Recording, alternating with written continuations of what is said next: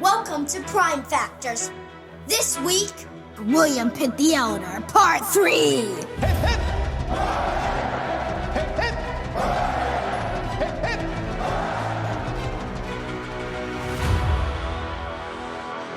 Hello and welcome back to Prime Factors. I'm Abram and I'm here with my dad. We're reviewing all the British Prime Ministers from Robert Walpole to Keir Starmer. This is episode 9.3, William Pitt the Elder, Part 3. We have been working on William Pitt for a long time, and I'm very proud of our little trilogy, but I'm going to be glad to get to our next Prime Minister. And then we have Lord North. It'll take forever. Especially because we might do a couple of Boston-based specials, since we literally live in the epicenter of much of the early American Revolution. And a special about boxes. Abram, we don't need to do a special about boxes. That would be ridiculous. But Primetime did it. Are you calling them ridiculous? In this instance, yeah, but I guess we'll just see.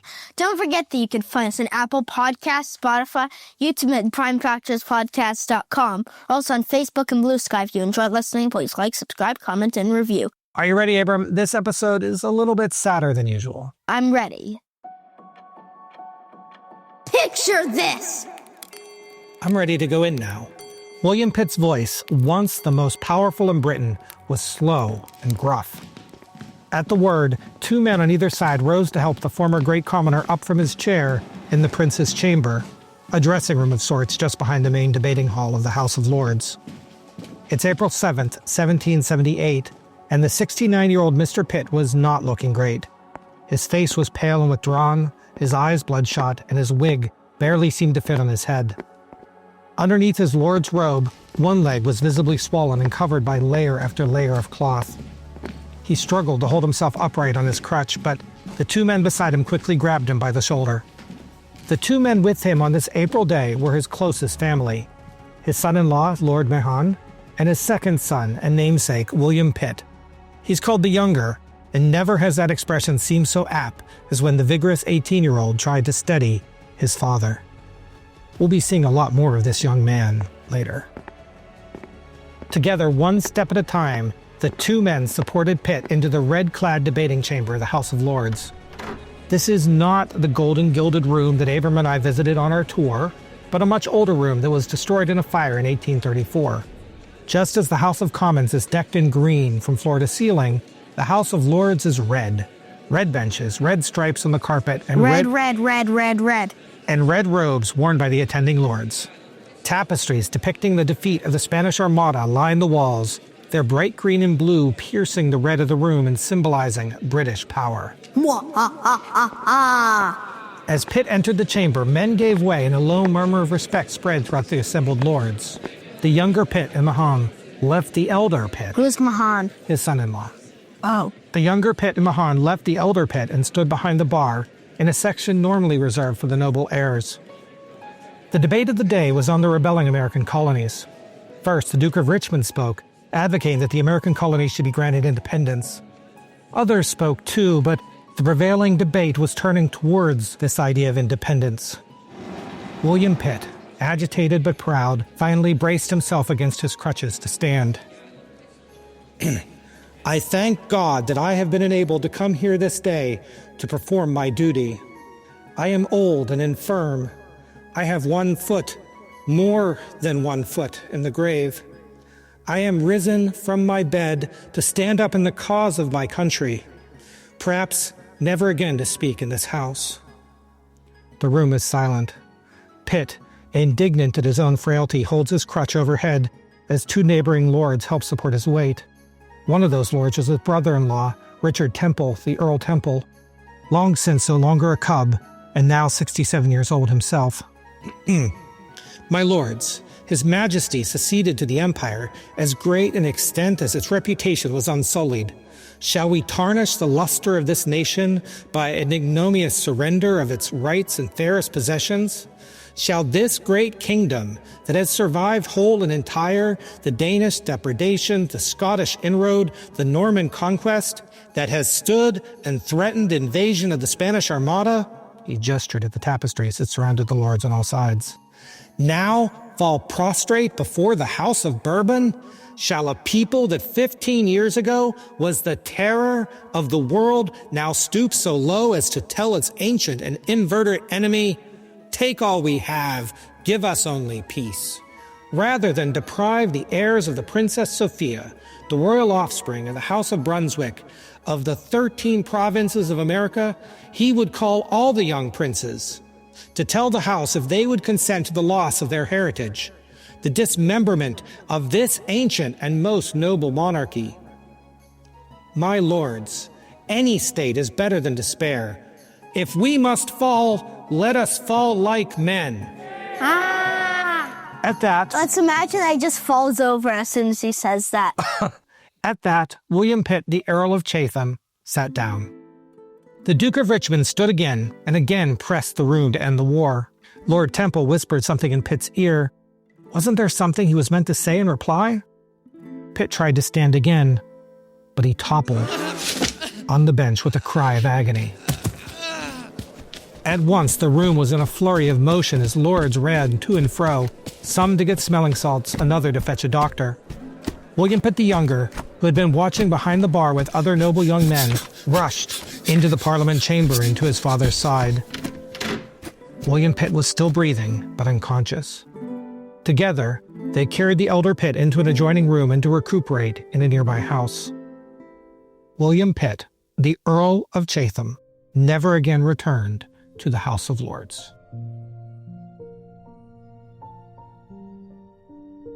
Abram, I have a picture to show you. Is it gonna be orange? I can't wait to see your new orange picture. I mean, I guess it is slightly orange. Orange picture. Okay, Abram, this is There's a bunch of people wearing red and white surrounding someone. This is a picture that will be up on our social media.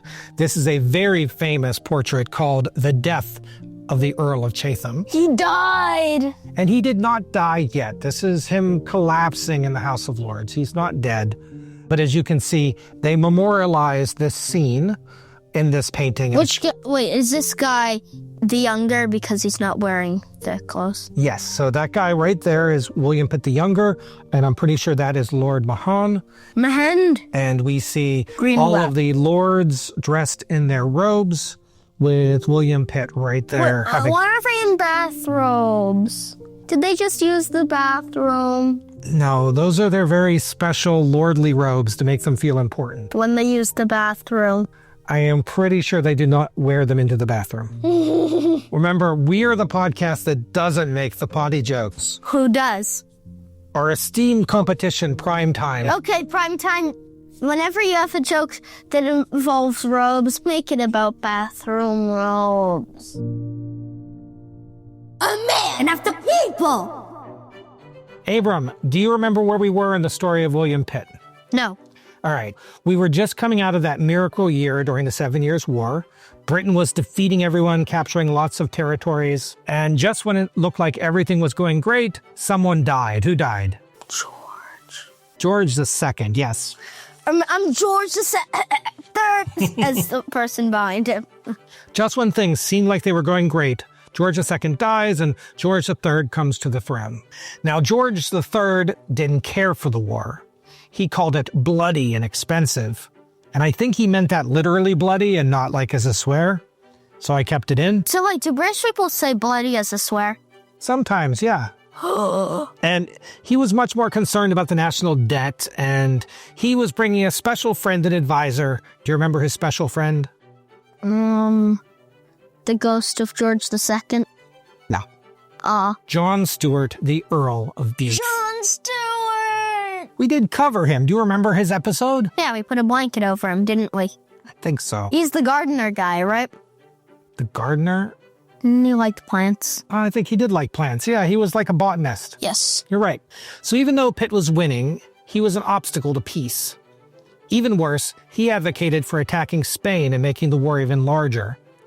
Pitt argued that the Bourbon family compact would mean that an attack was coming, and so it was best to just attack first. Bute and King George III disagreed, and Pitt was pushed out as Southern Secretary. Prime Minister Newcastle would manage to hold things together for a bit longer, but it quickly became John Stuart's government in all but name. Now, Pitt didn't resign alone. This was also the splintering of the Cobham Cubs that we discussed in Grenville's episodes. Splinter, I'm a Cobham Cub. I demand to be paid for my actor portrayals. Okay, let's resume. So Pitt didn't resign alone, of course. This was the splintering of the Cobham's Cubs. We discussed this in Grenville's episode. Richard Temple Grenville, the Lord Temple, and others resigned, while George Grenville sided with Bute, and this made the government unstable and blah, blah, blah. We've covered it all in previous episodes. William Pitt was still an incredibly popular politician. He was the great commoner. If he started speaking out against the government, however, he could do a lot of damage. Lord Bute had a plan for this, but I'm not sure I know what the plan exactly was. Bute's respect for Pitt might have been genuine. The tokens that he and George III would offer might have been sincere gifts. They also might have been bribes or even sabotage. The key is that George III wanted to offer Pitt something to recognize the service that he did to his country. They considered a bunch of things, including putting Pitt in charge of Canada, making him the Chancellor of the Duchy of Lancaster, but eventually they settled on a £3,000 per year pension and a peerage for his wife in her own right. So his wife became Baroness Chatham, and that title wasn't going to go to Pitt. That title was going to go to his kids. So from now on, all of his descendants would be nobles, but Pitt was still going to stay the great commoner.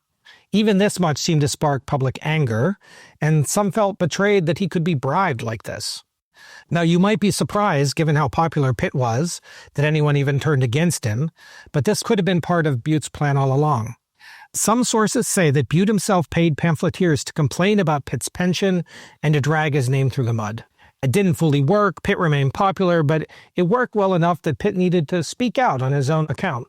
He said, quote, "I've accepted a pension, a reward for past services. How will that affect my conduct for the future? Shall I for that sooner betray you or my country? Shall I for that be less honest or less vigilant of the public good?" And by November, it was clear this wasn't working. We talked about this scene in Jon Stewart's episode as well, but there was a big Lord Mayor's banquet in London, and many in the political class were invited. Pitt arrived in a small carriage, and he was applauded by the people as their hero. Jon Stewart arrived in a fancy carriage, and he was attacked by the mob.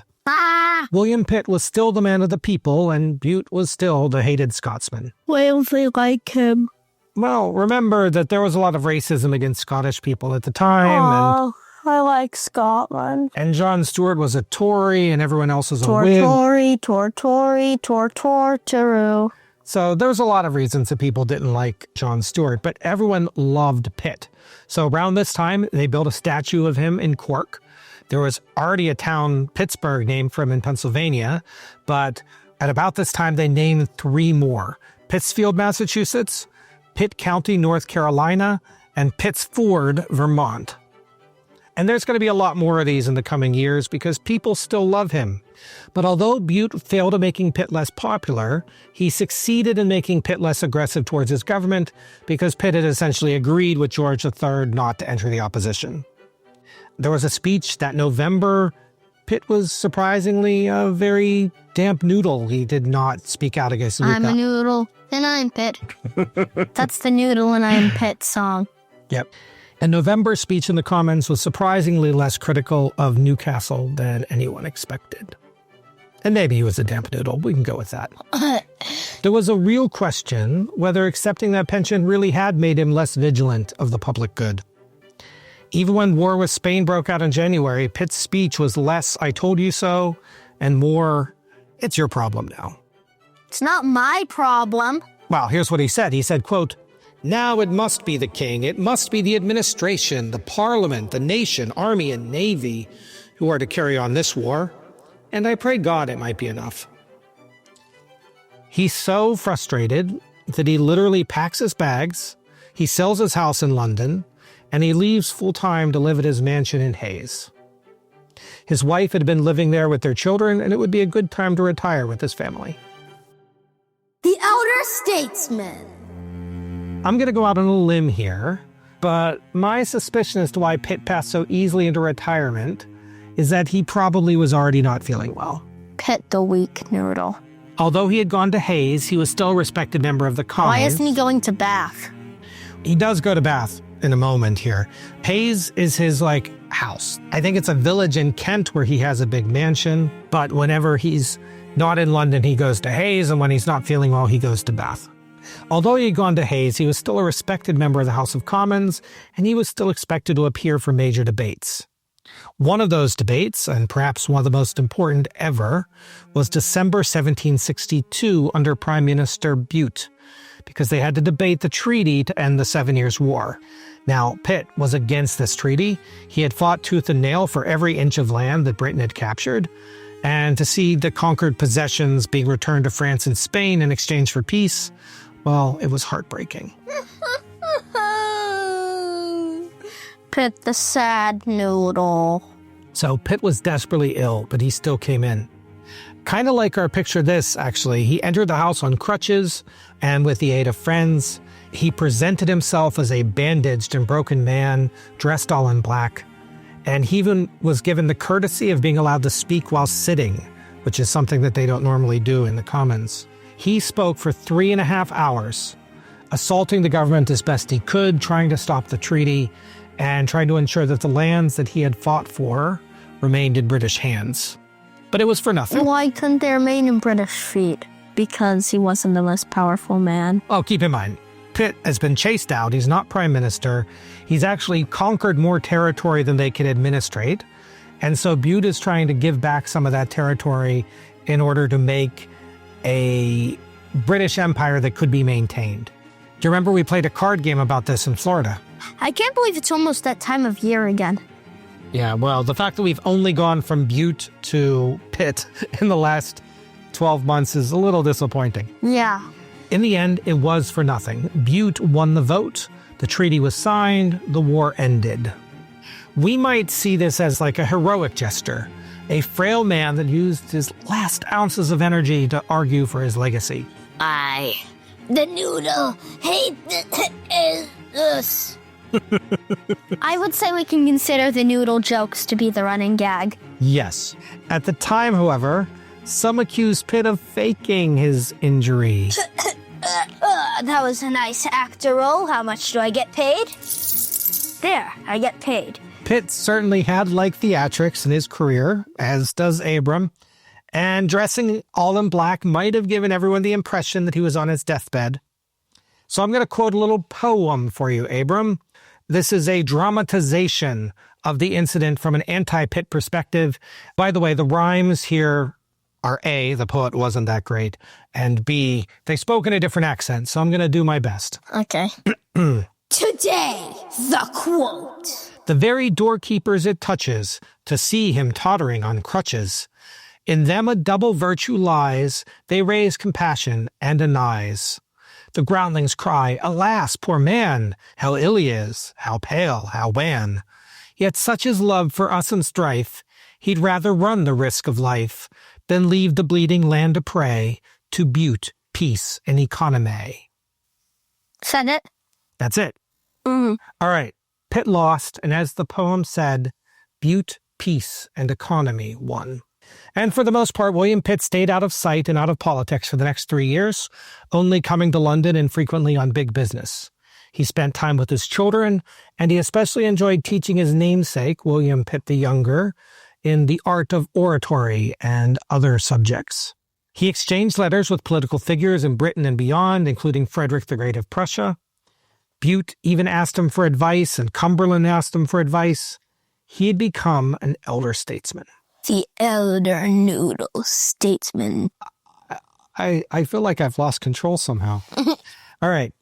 But Pitt was not completely absent as we work our way through the events of Bute, Grenville, and Rockingham. Rockingham. Okay. Let's resume. When Bute fired most of the Whigs in government, we called this the Massacre of the Pelhamite Innocents, Pitt saw many of his former colleagues and Cobham's cubs shunted out of office. When Grenville sought to raise taxes on cider to cover the national debt after the 7 Years' War, Pitt famously debated him in Parliament, singing the Gentle Shepherd song to him. And our friend John from Primetime actually sang that for us. Tell me, lovely shepherd, where... When John Wilkes had been arrested for his newspaper, The North Briton, Pitt spoke out in favor of freedom of the press. He said that he didn't agree with the paper and that he hated Wilkes personally, but he agreed that the paper should be allowed to be printed. He also spoke out against the use of general warrants that allowed the government to round up everyone involved in the paper, which he considered government overreach. A couple of times, Pitt was prodded here and there about forming his own government or joining one of the rotating governments of the period. For one reason or another, none of these occasions worked out, but the thought of Pitt coming back to government was never far from anyone's mind. In 1765, a man that had never met him, named Sir William Pynsent, the second baronet, died without an heir, and he gave Pitt his entire fortune. Is Pitt rich? Well, Pitt was already rich. No, he's super rich. Now he's pretty super rich. Historians aren't sure why, but it's this same admiration, right, that causes people to name towns after him and building statues in Ireland that, I guess, causes someone to give them all of his money when he's dead. Pitt was so happy to receive this, he even sold his beloved house at Hayes. No! So that he could move into the Pynsent Manor. Why did he sell his house at Hayes? Well, he had a bigger house now. But I want you to keep track of that because it's going to come back into the story later. Wait. House bell. No. No, whenever he gets new house? Nope. So George Grenville ultimately turned to the Stamp Act to pay for the debt, a move that Pitt disagreed with. Pitt, he saw a difference between external taxes and internal taxes. He liked tariffs, but he was against regular taxes, which I guess makes him very compatible with a certain thread of modern politics. I'm not sure. But as the Stamp Act began to collapse in the Americas, Pitt, quote, rejoiced that America has resisted. He liked that the colonies were resisting, but he did have a nuanced view. Freedoms are good, but they still had to be subject to Parliament. He said, quote, my opinion is that the Stamp Act be repealed absolutely, totally, and immediately. At the same time, let the sovereign authority of this country over those colonies be asserted in as strong a terms as can be devised. Then Grenville was pushed out. Cumberland built his government with Rockingham as the head, and Augustus Fitzroy, the Duke of Grafton, was Northern Secretary. Remember, Cumberland died. And then Rockingham didn't command the respect that he needed to lead alone. That's too bad. Rockingham canceled the Stamp Act, but replaced it with the Declaratory Act. Parliament chooses not to tax you, but we reserve the right to tax you in the future. Within a few months, Grafton resigned, and he publicly demanded a Pitt administration. He said, under Pitt, I should be willing to serve in any capacity, not only as a general officer, but as a pioneer. And for him, I would take up the spade and the mattock. And a mattock, as it turns out, is like a digging thing, like a shovel or a pickaxe. Minecraft reference, not. Is there a mattock in Minecraft? No. Pickaxes are famous for being in Minecraft more than they are in real life. But joining a government wasn't really on Pitt's mind. On October the 24th, 1766, he came to the House of Commons to give what he thought was his farewell speech. Bye-bye. He said, quote, I am going on account of my health first to Bath, and then to a place still farther off. I know not when I shall return again to this house, but I wish, for the sake of our dear country, that our factions might cease. I could wish that a ministry might be fixed, such as the king should appoint and the public approve, that in it men might be properly added to the employments they are appointed to, convey an idea of dignity to the government, both at home and abroad. In other words, William Pitt had officially left public life. Bye. Until King George called him 3 months later and asked him to form a government. Short-lived retirement, is it? Noodles don't get retirement. Pitt is forced to come back after retiring only a few months prior. After years of waiting and several near misses, William Pitt was finally to be given the reins of government. But like everything else in Pitt's career up to this point, he had to do it his way. Abram, ever since Robert Walpole had created the role of Prime Minister, what year was that? 1721. And how many years earlier was that? About 45. Okay. Ever since Robert Walpole, the Prime Minister was the First Lord of the Treasury. Every Prime Minister we discussed had that honor. Walpole, Pelham, Bath, Newcastle, Devonshire, Waldegrave, Bute, Grenville, and Rockingham. What about Spencer Compton? Oh my God, I forgot Spencer Compton. Oh no! I guess everybody forgets Spencer Compton. You forgot Spencer Compton! Trial! You commit the crime of forgetting Spencer Compton. What's your defense? My defense is that everyone should forget Spencer Compton. Guilty! A Spencer Compton training! But Pitt wasn't feeling well. He had just tried to leave public service only a few months earlier, and even the stress of forming the government took its toll. He started meetings to fill the cabinet on July 11th, but by the 14th he had gotten so ill that he had to take a break. And he actually moved into a cooler house because the summer heat in London was too much. It's so cool looking. No, not a cooler looking house. Like a house that was physically not as hot. It's so cool looking. I don't think you get it. All right. Aw. So instead of giving himself a difficult day-to-day job like the First Lord of the Treasury, he gave that job to Grafton, Augustus Fitzroy, and instead he took the almost honorary role of Lord Privy Seal. Do you mean Lord Privy Manatee? No. Save the manatees! Yes. And remember, if you sign up for Intelligent Speech using our coupon code FACTOR, FACTOR, we'll be donating any proceeds to the Save the Manatees Club. Well. All right, but back to what I was saying. He instead took the almost honorary role of Lord Privy Seal, where he's officially in charge of, like, the King's seal, right, for signing letters and Do you things. mean his manatee? Nope, we did the manatee joke. We don't need to do it again. Aw. And that role would come with a catch, and we're going to get to that catch in a moment. There was a precedent for the elder statesman of the administration to get a Privy Seal, and that was the role that Newcastle had taken in Rockingham's administration. But this is the first time that they would have Privy Seal be sort of the prime minister, and indeed the only time. Pitt did have an important choice with that First Lord job. He needed to give it to Grafton. And by giving it to Grafton, Augustus Fitzroy, he was choosing someone with less experience and ambition. Richard Grenville Temple, the Lord Temple, had wanted it, but they couldn't agree to which other roles that Temple would be allowed to fill, and Pitt feared that giving Temple so much power would basically make him prime minister, and Pitt wanted to be in charge. Like his one-time mentor, Henry Pelham, Pitt wanted to build a broad-bottomed ministry, one that he said was of measures, not men. He would select ministers based on their qualifications and not their politics, but this turned out to be a lot harder than under Henry Pelham. Because right now, the Temple faction, the Grenville faction, and the Rockingham faction all hate him. And they all refuse to work with him, so instead of building a broad-bottom ministry of the best Whigs, he built a broad-bottom ministry of the people that would work with him. Was there any Tories in it? I believe there were some Tories. Mm-hmm. So for our purposes, Charles Townshend is the Chancellor of the Exchequer. And American history people just sat straight up in their chairs. Don't worry, we'll get to him in a sec. Who? Charles Townshend. Don't know him. You will. And you'll be studying him in history class, I promise you.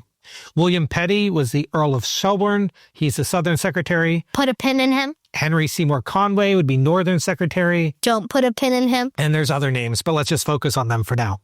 But here comes the big surprise. William Pitt could not be the Lord Privy Seal because he wasn't qualified.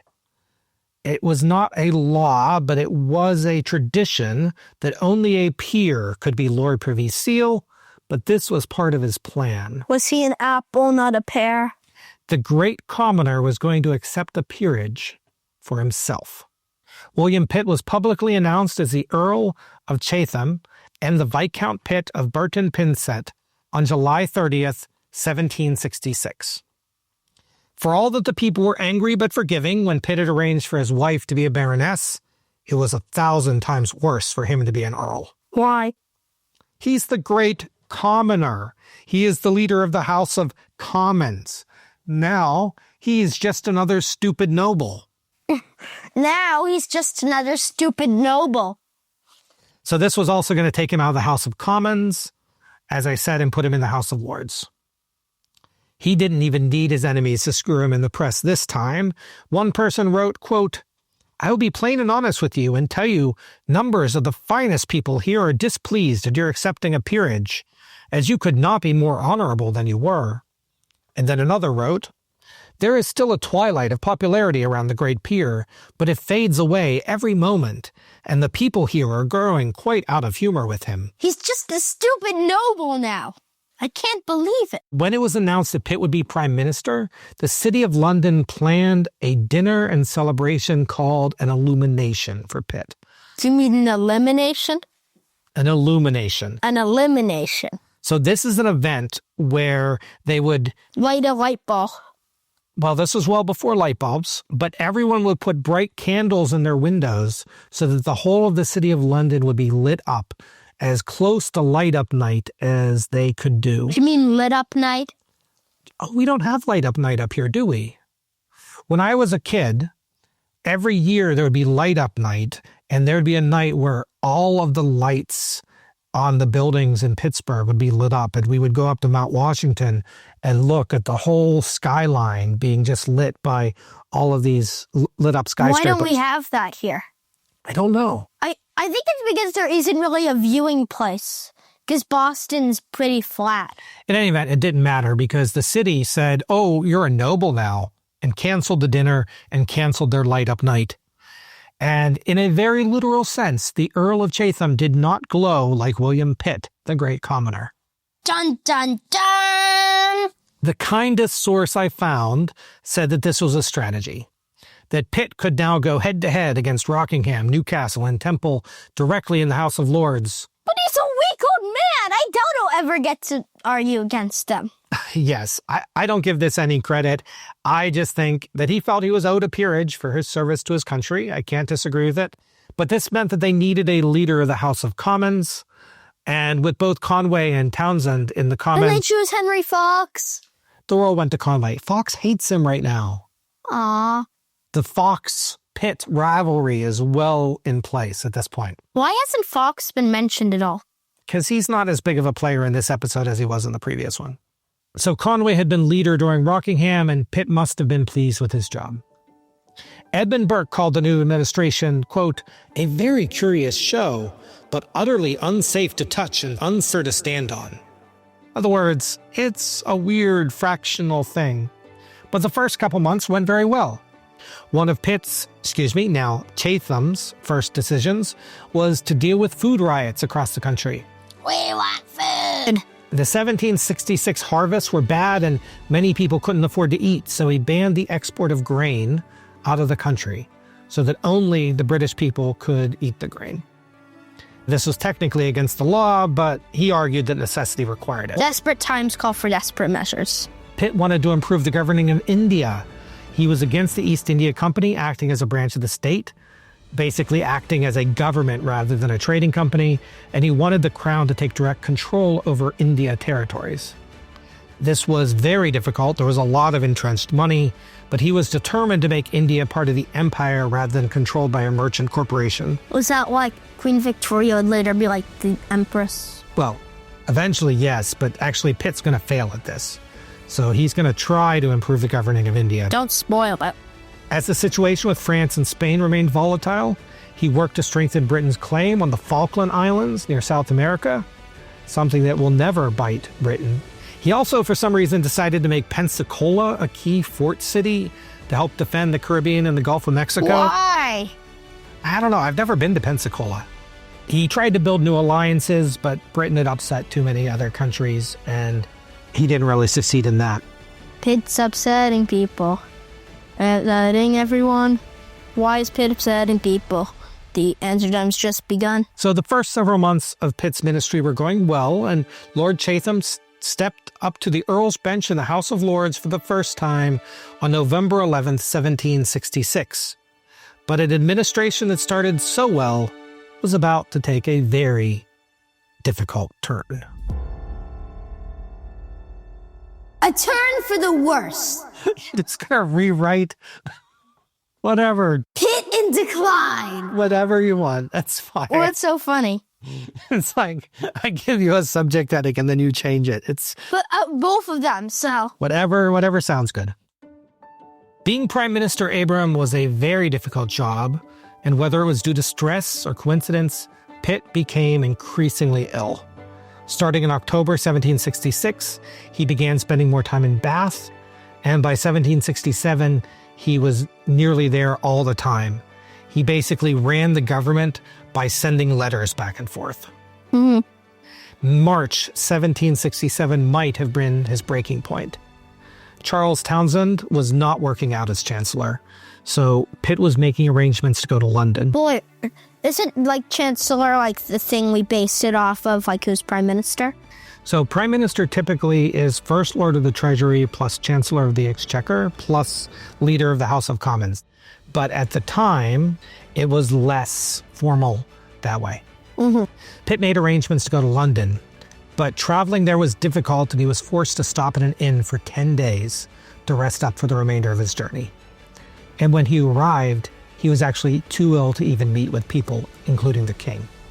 Pitt tried to replace Townshend with Lord North. Do you want to put a pin in him? Ow, that would hurt though. But North refused. And if anything, this made the Townshend situation worse because he now knew that he was on Pitt's naughty list. He's not getting presents. But it hardly mattered. No sooner had Pitt returned from London than he suffered a near total collapse. Historians are not certain exactly what was happening, but at the time they called it gout of the head. And it seemed to be a mix between periods of manic energy and absolute depression. Pitt would hardly see anyone, even rarely his wife or servants. He wouldn't answer letters. There are stories where he would just sit and stare out the window all day or at something on his table. He was seeing a doctor at this time. Many people credit the doctor for making it worse because he thought that making his gout of the leg worse would make his gout of the head better. I don't really understand that. It was like a balancing thing that doesn't make any sense. Now, medicine at the time was not very good. Yeah. Sometimes Pitt would be manic. One story said that he bought all the houses nearby because he wanted to make his neighborhood quieter. Another story said he hatched a plan to add 34 more bedrooms for the house, which I can assure you could not be done quietly. So Pittville is no longer the quietest place. Later, he became obsessed that he needed to return home to Hayes, so much so that they had to rebuy his old house and move back in there so that he would be more comfortable. What happened to the house he got? I mean, he kept it, but now he... From like when he got rid of Hayes. Well, when he got rid of Hayes, he moved into the house that he had been given by the guy who died.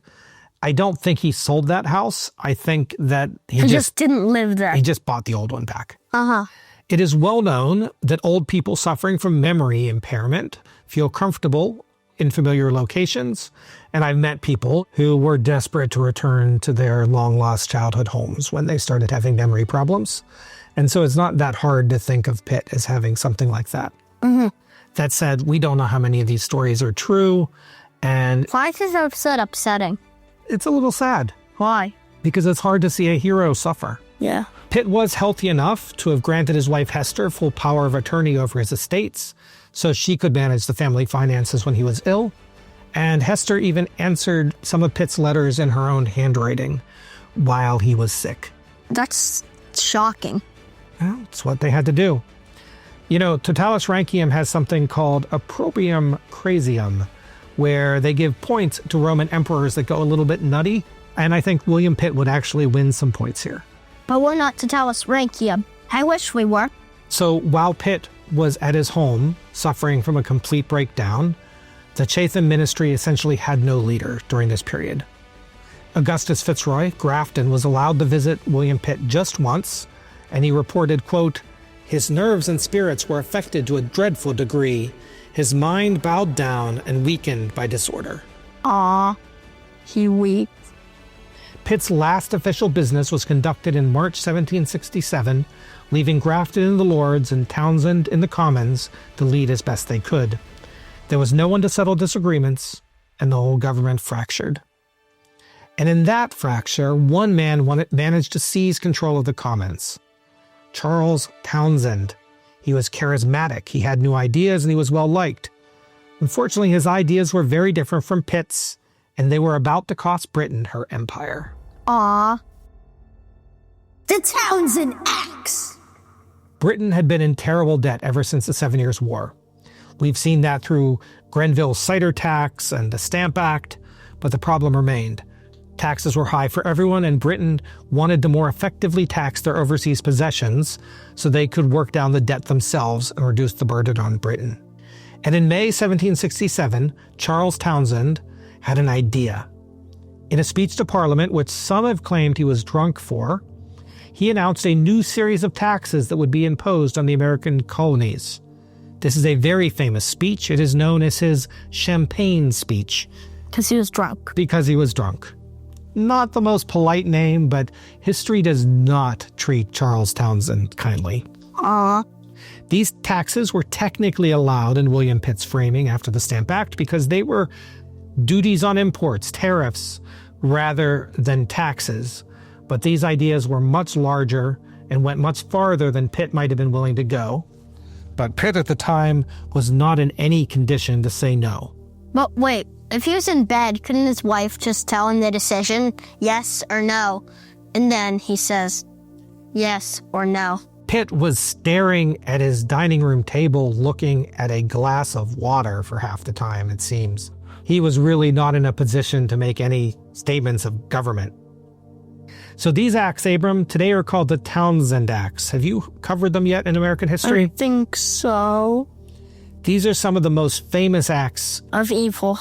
in U.S. history, like the Stamp Act, and then later we're going to get to Lord North's intolerable acts. The Townshend Acts are another major strike towards American independence, and Charles Townshend basically set this ball rolling. The acts are simple enough. There's going to be new taxes on glass, paper, lead, paint, and, do you want to make a guess? Corn. No. Close though. Tea. Throw the tea overboard. Not yet, but we're getting there. These are the famous tea taxes that are going to cause some problems in the future. They also added specific punishments for New York, which had not followed all their previous laws, like the Quartering Act, and essentially they outlawed the New York Assembly. They outlawed the New York Assembly? What? Yes, they added specific punishments for New York, which had still not followed all the previous laws, like the Quartering Act, and they essentially outlawed the New York Assembly from making any laws until Parliament said they could. They pretty much completely usurped, or at least overrode, the government of New York. In September... The state or the city? The colony? It's the colony of New York, but I think at this point there's not that much of a distinction.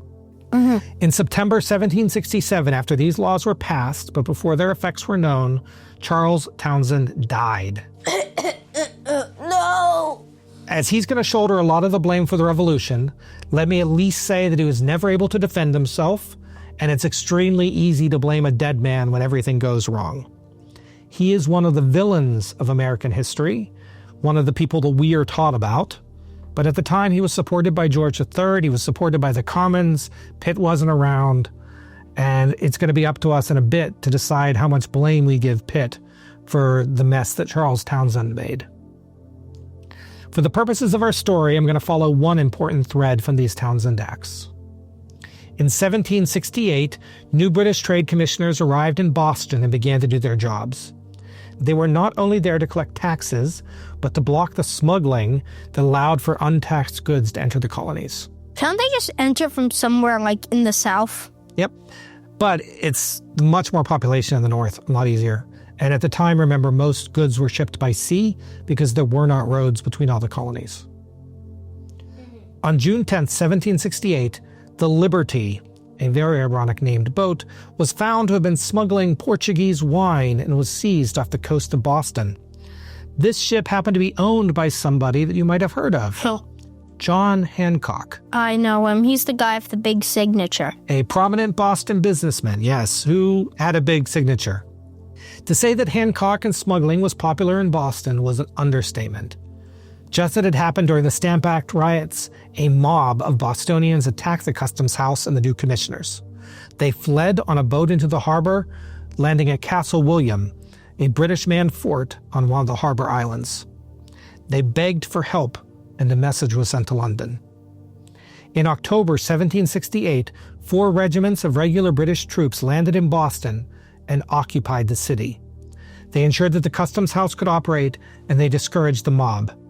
But the whole city was on edge now as the line between the colonists and the British became increasingly clear.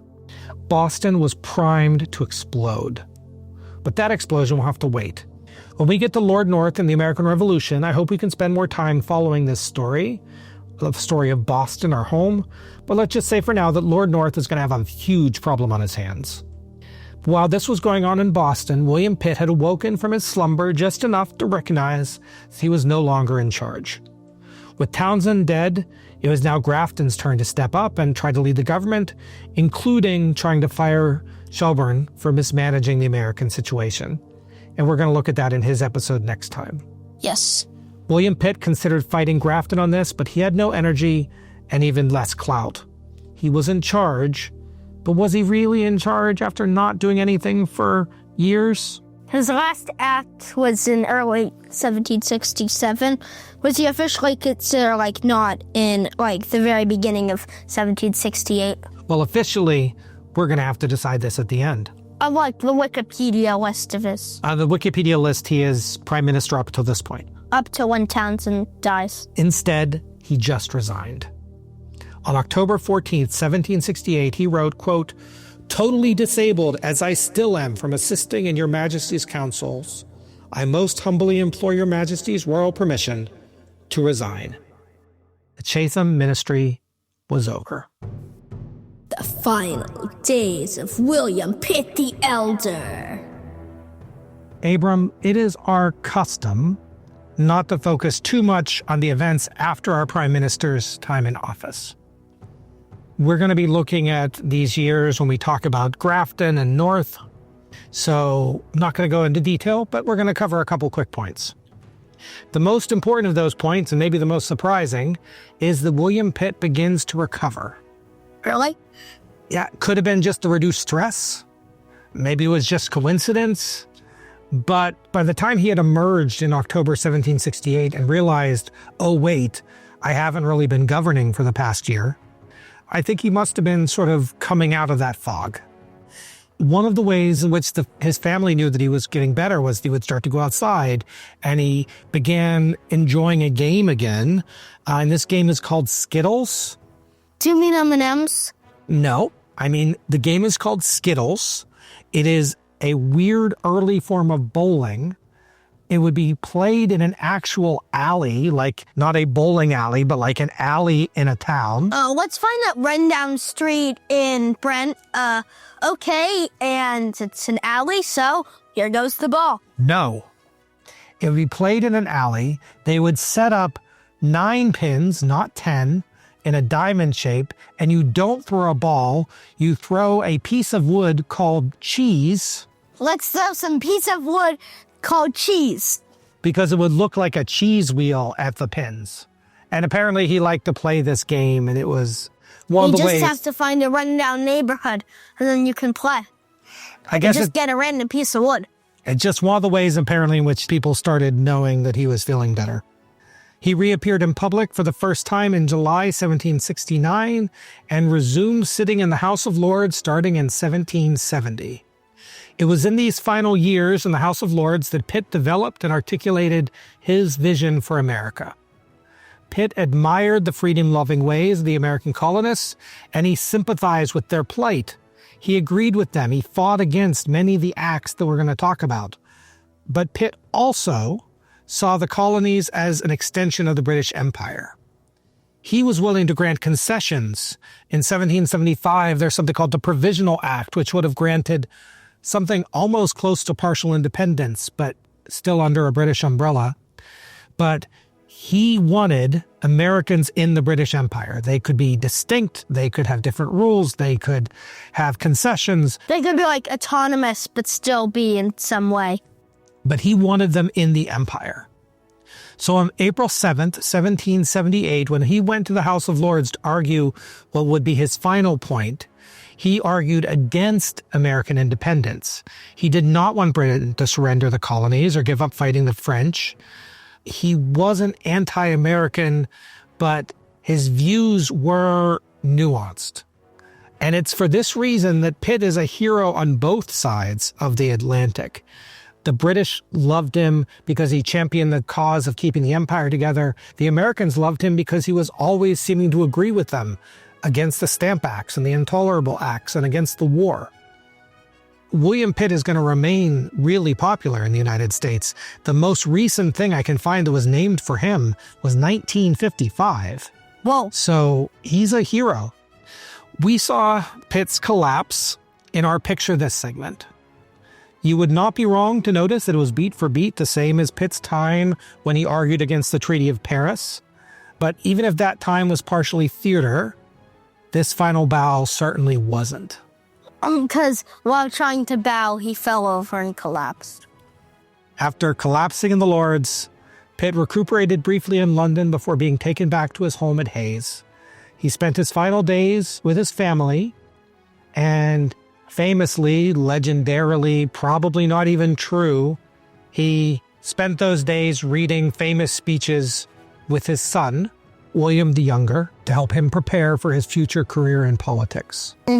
William Pitt died on May 11th, 1778. He was given a massive state funeral and was buried at Westminster Abbey. And that's a sign that his popularity had not waned with the common man, but George III refused to attend. Why? Well, some things never change. And after 3 episodes, Abram, our longest biography to date, probably ever. Maybe Churchill will be longer. Maybe William Pitt the Younger will be longer. Maybe. There we have it. Let's go to the rating. Rating! So, Abram, our first category is accomplishments, and we rate him out of 20 apiece. I feel like he wasn't prime minister, like, literally for that much, but when he was basically, I would have given him a 20, but since he's prime minister, he barely did anything, it was a 4. I'm gonna go with, I would say, like 17. Right. The part is actually counted subtracts a little, but I would say that's the worst of his 3 and the ones that should count the least, so I'm comfortable giving him up to 17. Okay, so he did create much of the British Empire. Actually, if you give him a 17, you gave the same to Robert Walpole. You're good with that? Yeah. Yeah, me too. I am also going to give him a 17. Okay. Now we do disaccomplishments. We can each give him up to -10 for things that he unaccomplished, stuff that he tore down or broke. The only thing I can really think of is that he did kind of get rid of the norm for what's a prime minister, but that wasn't really established yet, so I'm not sure if I can really dock a point. So the way that I'm looking at this, we have 2 key things we need to think about here. There are 2 disaccomplishment scores, right? Well, we each score him -10 on disaccomplishment and then -10 on bad personality. So the 2 disaccomplishments I think we need to think about are him voting down the Jewish bill, which we talked about in the last episode while Henry Pelham was prime minister, which would have allowed Jewish people to be citizens. And we have to decide how much blame he gets for the Townsend Acts. I would say if Townsend was to get 10, which I think he probably would, but like for those acts just 5, I would give Pitt, like, for choosing him, I guess, a 2. So I'm going to give him a 1 for that, and what's the Jewish thing, also a 1. So you're giving him a total of 2 disaccomplishments. Do you think that's reasonable? Yeah, I think it's reasonable. I am going to think about this a little bit more. I think that choosing Townsend was a mistake. I think he realized his mistake. But it was too late. And he tried to bring in North, but it was too late. That if he didn't, like, realize and was too mentally unable to, I wouldn't have done anything. But since he did realize it, but it was just too late, then I feel like that shows that he probably could have done it almost a year earlier when it would have actually mattered. Yeah, I think part of the issue here is, how do we not blame him for something that happened while he was technically prime minister, even though he was sick? He was sick, but I feel like he still could have told his wife, like, what to do. I guess. So I think you giving him a -2 for disaccomplishments, I'm going to give him a -4. So I'm going to change it to 3, because Okay, fair. bad personality. You go over this. I don't have anything on my list for bad personality. He seems to have gone along fine with his wife. I couldn't find any cheating. He doesn't have any major scandals. He is like anti-scandal. He was so uncorrupt. He's like the second Henry Pelham. I'm going to also give 0. I think I got to give him 0. You could say the Jewish thing could apply to both, but no, it already is under that. So That's the only thing I consider putting. Our next category is how interesting his story is. Very interesting. I could make a movie about this. We rate him out of 10 each. It wouldn't be like an amazing movie, but it could work.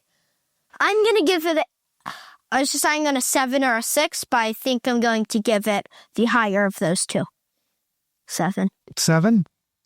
I gotta say, he led one of the most important wars. He had a very interesting life. I'm gonna go 8. Okay. Now we have to rate his looks. The image that we are going to use is this one here. This is him dressed in sort of a red jacket. He looks really cool in this. Doesn't look amazing, but he looks like all the others. But I love how his wig is sort of like shaded almost. It's not just plain white or plain black. Yeah, well, the shadow works well on it, and I like all of his papers. He just decides to stop in the middle of work to do this. Oh, and he has a chair, see? I think we're rating him on his looks, not on the painting, but... Yeah, but still, I'm going to give this a 6. 6. There's an amazing but attention to detail, I guess. Sure, I will also give it a 6. Don't agree with me on everything. Believe me, I have not agreed with you on everything. And so that means that because for some reason we decided this was divided by 2, then that's what it is. Right. So we each rated him 3 in that category. Lifespan, he lived to 69, so he gets 6.9 points for lifespan. But now we have a bit of a decision to make. If we just take his time as official prime minister on the Parliament website, which is his time as Lord Privy Seal, that is 2.21 years, and we would give him 2 points. If we decide to count all the times that he was kind of prime minister under Devonshire and Newcastle, then that would be 6.82, which we would give him 6 points. If we decide to give just half of that, it would be 4.52, so 4 points. Or if we say that he was actually not really prime minister a lot of the time because he was sick, I think down to the 4 points is the best one. So you think we should give him half credit for that time where he was more or less prime minister, but not officially? Yeah.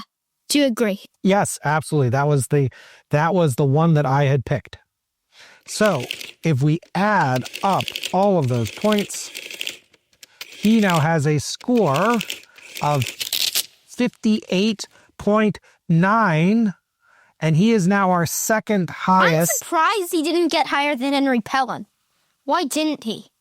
Why didn't he get higher than Henry Pelham? I expected him to be like a 77 or something. He's really good. He's like a 60, but I expected him to be like a 75. Yeah, let me check to see, make sure we don't have any math errors. So Henry Pelham, we gave him 1 point more for accomplishments. We gave him less for disaccomplishments. Henry Pelham did not disaccomplish almost anything. Yeah. Henry Pelham also got no points for bad personality, and we both gave Henry Pelham solid 10s for most interesting. Wow. Why did we like that so much? I mean, I liked Henry Pelham. But not that much. Well, I think 58.9. I'd say anything above 50, no matter what, is worthy of a known. Well, it's worthy of a discussion. So why don't we have our discussion? Known or ice cream cone. Look, is this even a question? Everything is a question, the words of Phineas Bulldog. That's true. He is one of the most well-known prime ministers of all time. He's one of the few that we get taught. He is the namesake of my home city where I was born. Known. He's known. I don't think we can go any other way. So, with that, congratulations, William Pitt the Elder. You are joining a pantheon of some really fantastic prime ministers. You get a known and pretty much and a 58.9 is your score. So really, really congratulations. But Abram, we have one more topic to get through tonight. So will you say... Mailbag! As we close out, William Pitt, I never properly claimed our podcast on Spotify. So there was a whole bunch of messages left for me on Spotify that we didn't see. And I suspect that some of you might have waited more than a year to hear the answers to these. But I'm going to go through them anyway.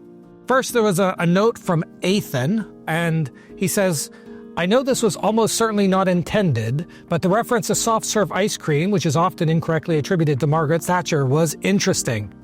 Abram, do you know the Margaret Thatcher ice cream story? You told me a few hours ago, but since you did spoil it, I'm going to say no. All right, we'll just say, for anyone that doesn't know, Margaret Thatcher, prior to being a politician, was a food chemist, and she worked at a place that actually did work on soft-serve ice cream and finding ways to inject gas into ice cream to make it softer. But the U.S. already had soft-serve ice cream prior to that invention, and so she did not invent it. And it wasn't a reference.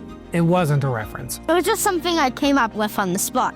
But it is a very cool idea.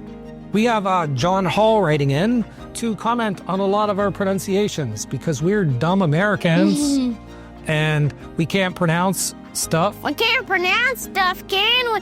Apparently we're supposed to pronounce Newcastle's name as Pelham Hollis, not Pelham Holes. All right. Well, I know, I'm sorry for being annoying, but we pronounce him like Thomas Pelham Holes. But we're happy for your question. Okay, don't do that. That's a little annoying. Americans are annoying. But the point is that, yes, I think we all recognize that Thomas Pelham Holes should be Thomas Pelham Hollis. If I had known that we'd still be talking about Newcastle this long after, I might have changed that. He just died in 1768. We're finally past him. We will probably mention him a couple more times, but he won't be like a reoccurring character. Yeah, his political career at this point is done. The reason is that when we started this, Abram had a different educational YouTube series that he liked, and they pronounced it Pelham Holes, and that when... It's actually two of them, and since they both agreed... Yeah, so with other sources that Abram loved calling it Pelham Holes, we decided that we would keep that pronunciation. So we're really happy for your question. So he also corrects our pronunciation of Sacheverell, which I still can't say, and Carteret, as he says it should be Carteret, not Carteret. Remember in some of those early episodes I was saying Carteret. When did you change that? Like Jon Stewart, I think. Yeah. But he's dead too, so... When did he die?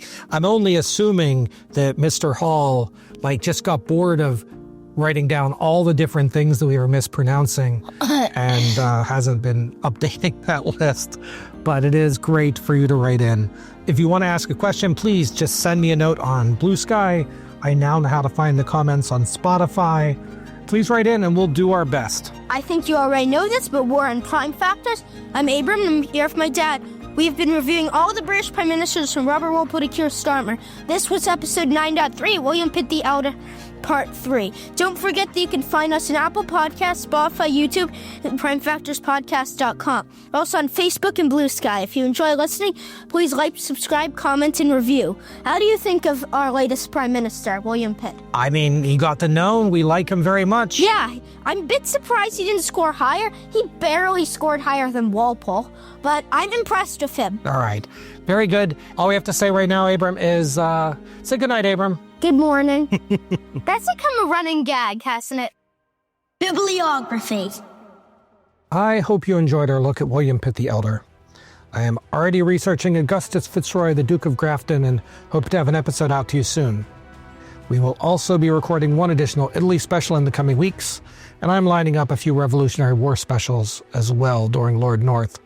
Our specials are performing great, and in fact, even better than some of our regular episodes, so I'm glad to be throwing these in as long as there is interest.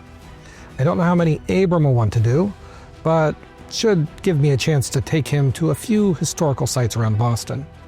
My key sources this time are The Life of William Pitt, Earl of Chatham by Basil Williams, written in 1914, and Pitt the Elder by Jeremy Black, written in 1992. I know that the Williams book can be a little bit hero worshipy, and I tried to offset that as best I can.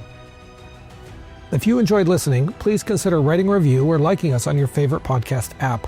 Our award-winning editor is Palais Beau of radioguru.co.uk. We love the work that he does on the podcast and hope that you'll check him out for any of your podcast production needs.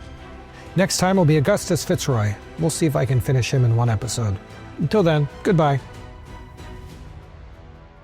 This is episode 9.3, William Pitt the Elder, part 3. We have been working on William Pitt for a long time. I'm very proud of our little trilogy. We actually get to our next Prime Minister. Then we have Lord North, who will take forever. Especially because you might do a couple of Boston-based episodes since you literally live in the epicenter of much of the early revolution. There's a Spidey over there. Okay, where is there a spider? Right over there. We can keep recording, I guess. So Dad's getting rid of a spider. I am scared of spiders, and Dad's getting rid of it. It's right over there. There, you now have one fewer spider. Okay. Produced by radioguru.co.uk.